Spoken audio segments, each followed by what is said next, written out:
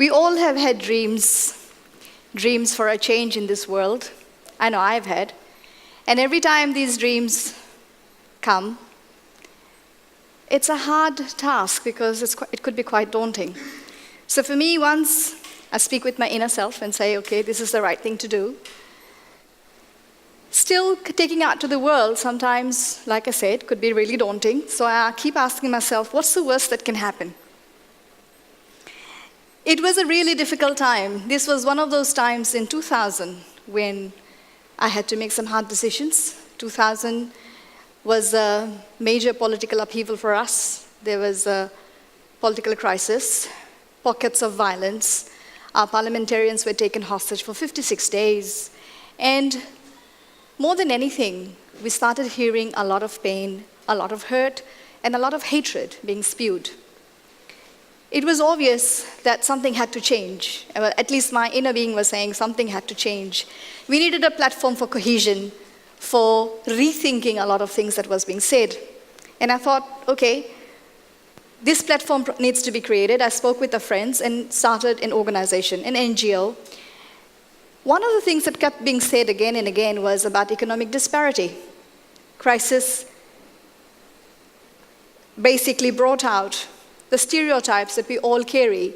Being a multi-ethnic society, we all have our stereotypes, normally simmering at the bottom, but any major crisis brings all of it out. And there was a lot of talk about economic disparity. So I thought maybe let's start there. So, very easy to say, but once I decided this had to be done, I resigned from my job, made a move to living closer to communities because everything was being done in the name of the communities, the grassroots. And I shifted out of Suva and into the West to trying to be closer to the communities. First of all, if we're talking about economic disparity, now we needed a model that would create economic opportunities for thousands of people without having any funding. I didn't have any resources. It was just an idea at that stage. And how do we create an economic model that gives money for thousands so that people really shift out of poverty?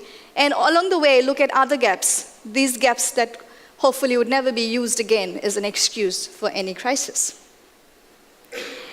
Having looked at communities or studying communities over a period of time, we knew there were strengths.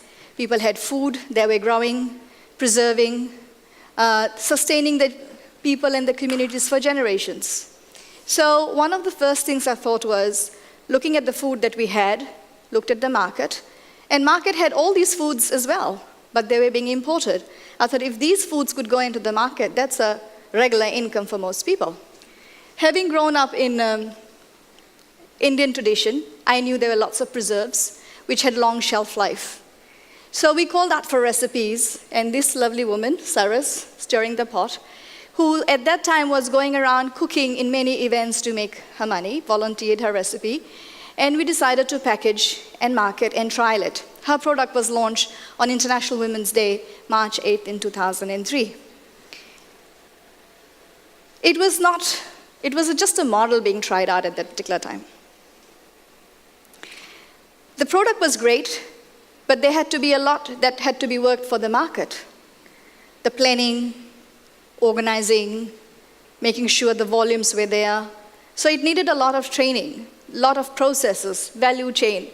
But more than anything, it needed the belief that it could be done, the social empowerment, the dreams. So we worked with her and trying to work on her dreams, and then we worked with a whole team of people to make this project work. Now, this product has a market, has been sitting on the shelf for more than a decade, but now it's created market for hundreds and hundreds of other women who supply her tamarind, a wild fruit, for the last so many years. All year round, they can have it preserved. Whenever they need money, they can sell their tamarind to this process. Other than having this dream and this product coming into the market, we had to also work on savings. Again, working with the dreams to see where all this money would be used. So in rainy days, because most of the times we found that any crisis hits, there's no money. So we started a process of savings. Maria is our spice girl.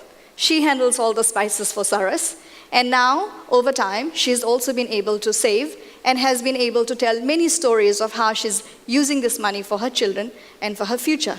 Saras tells the stories of how she's been able to rebuild her house, educate her children, and she's got funds for retirement. After this, once this got going, we were able to evolve about 30, 40 other gourmet products, all in the market. Other chutneys and preserves came from the Indian tradition. From the indigenous Fijian tradition, we were able to get flour, root crop flour, desiccated coconut, virgin coconut oil. Desiccated coconut that's been coming from the islands, so that was also income for many of those communities. What also happened was we evolved different models. Here, Saras is an individual, now working with whole collectives, but also collectives like salt making, were being done in a group, but we had to work how will it benefit individually. But one of the key things was that if this was so easy, why are people not doing it? We kept asking that question. We realized in Fiji, when we're born to our families, our communities, our traditional systems, our religious groups. We have a great sense of belonging, over-belonging at times. So any great idea we have, it goes through, we discuss with our friends and families. Myself, my cousin side, my father's side alone is 90 plus cousins, just first cousins. So you think, you want to share with somebody, you discuss with somebody, and then, ideas instead of, everybody has an opinion. I'm sure our rugby coach knows that more than anyone, every coach gets super coached. So any idea gets so coached that it gets killed before that idea sees the light of the day. And we're very used to being ridiculed. I remember being, as a child, even in primary school when I was topping my class, my teachers would always find a way of ridiculing me. Maybe it is a process of thickening the skin, but mostly what it does is kills our spirit. My spirit probably sustained itself well because my father believed that I could do anything, as from a very early age. And maybe that's what sustained me and helped my thick skin grow. But what we found with most of these people was that they had great dreams, great ideas, too scared to discuss it, too scared to take it further for the fear of ridicule. It was not only in adults, women, we worked with men, we worked with farmers, it was also in our young people. So we looked at the issue of unemployment. We are always told 14,000 people coming out of schools, only 7,000 getting jobs. So we looked at the unemployed youths, and we did a trial with them. We've seen them going straight into jobs, and we did a trial with a group of 20, first trial was about 2007, where we worked with the young people, looked at their dreams, asked them to work on their dreams, and we did 2 weeks of intensive creative program where they looked at the monsters, the fears, the traumas, not only of themselves, but what happens is we learn from other people's experience. Somebody else gets ridiculed, you don't want to ask a question in class.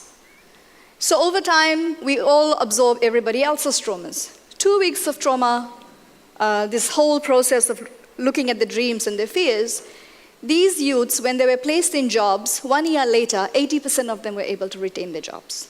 So since then, we've done 400 to 500 youth training. And all the young people, we survey them on a regular basis. 80% of them consistently have been able to retain their jobs. So we realize it's the fear. It's that the other part, the social empowerment that had to work for any economic program to work. As we go in communities, we also find that we are generally referred to, most vulnerable of groups. In any community we go to, there's always few disabled people with disabilities. And initially we were just asked, okay, can we organize some income generation for them? Where we had difficulty with people with disabilities is there's somebody who's bedridden. In communities, there's no wheelchair access and so on. So the other person, if a husband is bedridden or a wife is bedridden, the other person becomes a caregiver as well as the income earner.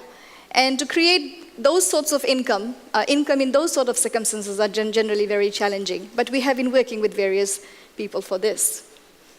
When we asked people, what were these disabilities, again and again, we realized that it was largely due to lifestyle diseases. This is Sairusi. In his 40s, he had a bad injury, early 40s, went to the hospital, and the doctors told him he had diabetes and it had to be amputated. That was the first time he'd ever realized that he had diabetes. We met him in one of our community outreach programs and helped, initially assisted him just with his artificial limb, and working with the whole village now on making the whole community healthy. So other than the social empowerment program and economic empowerment program, our journey also took the health empowerment program. In each work, anything we do, now we look at food, what are we eating? 30 years ago, we did not have these diseases, so we're revisiting our lifestyle, what it was, and how do we integrate it in all our activities right now. So now that became a 3-tier program for our journey. So social empowerment at an individual level worked fine, economic level worked fine, but then working at whole collectives. Because like I said, we have a strong sense of belonging. We have all these traditions, systems, processes which have sustained us for generations. In 2016 February, Fiji was struck by tropical cyclone Winston, the worst recorded in the southern hemisphere. And while it did massive damages all around, where it touched the shore, devastation has been absolutely unbelievable. I'll talk about one strip of about a dozen villages in Nakorotumbo district and the surrounds, where there was basically nothing left. Some of the villages didn't have a single structure standing. Some had 2, partially destroyed. And these 200, 300 people have been having had to live in these until TAPS or some assistance came. When we visited some of these communities, there was so much shock and devastation. Men said to us, we get up, go, look at the foundation, come back, sit down, we don't know where to begin. And here is the whole system. Now we're looking at villages. So we asked them, okay, what needed doing? We talked to different sections of the community and everybody said shelter. Unless we have home, even a temporary home, we can't think, we can't move. So we started having consultations with them. What do you need to build? Do you have carpenters? Yes, we have many, many carpenters. Okay, foundation, they said we can use this foundation. We just need anything to get us started. Timber, whole forests were destructed. So they said we, from our forest, can fell timber as long as you can make some chainsaws available. And debris we'll find for our walls, but please provide us some roofing iron for some dry shelter, dry roof, so that at least we have something and we can start. So fine, we thought, okay, it absolutely had to be done. It was a basic humanitarian response. And one of the key things along Friends' journey has kept us sustained is been our value of humanity. Anything that our people need, we've been trying to, because we kept doing the gap analysis to make sure, to look at that these needs do not become a burden on us later. So when we talked to everybody, the women, men, youth, we thought, okay, we can bring a chainsaw, but who will do the cutting? We can bring a roofing iron, how will we organize ourselves from here? So we discussed with the whole community, and they discussed among themselves. Each village talked to other villages. 9 village heads talked to each other. We just facilitated the process, organized the transport to make sure that consultations were being done. The women organized themselves, okay, men, if you are going to be doing the building, we will go fishing, collect the fish, or we'll start collecting whatever was blown away. And youth volunteered and said, we will cut the timber. So the whole system got organized within 2 days. All these consultations happened, the elders gave their blessings, the women got organized, the men got organized, the youth got organized. This is 24-year-old Alifereti Namua. He started volunteering from week 1. I caught up with him in his village, Vere. So they had already done 4 villages by the time he got to his village. I asked him, your own home was destroyed. How come you've been helping others? He said, their family, huh? I said, whose family? He said, all these villages, Nakorovo, and he named all the way to Namukandra. Their family, huh? We have to build together. I was quite stunned. It was very spontaneous. And he said, we help each other. And sure enough, while he was helping others, the other villagers were helping his father build this house. By the way, they're building a mahogany house from their own hut, own forest. And I said, you'll be the richest in this whole community because you'll have mahogany houses by the end of it. But here was this community, when we actually saw the youths volunteering, when they got up and they started organizing the timber, the whole communities were able to move. From the shock that they had, they were able to move because here was help that was arriving. So we've seen our communities have a lot of strength. It's about organizing, facilitating, empowering further. The same community, if we do not look at the structures and we run with individuals alone, it may not necessarily work. So one thing I'll be able to share with you from my journey in the last decade or so has been that our traditions, which have sustained us for generations, have got the answers. There's nothing that we have done which is absolutely out of the ordinary or something new. All the answers that have come from our own people, from our own tradition. I've often been asked, what's the success of the organization? It's been the people. It's their own strengths. Once they take the ownership of their own dreams and work with their strengths, they achieve. We are just facilitators. And a key for this has been the dignity. Each process is designed so it gives them back their dignity. So each time, any program, we ask the same thing. What's your dream? How can you make it work? And when there's even slight hesitation, we ask, what's the worst that can happen? And we take chances. Thank you.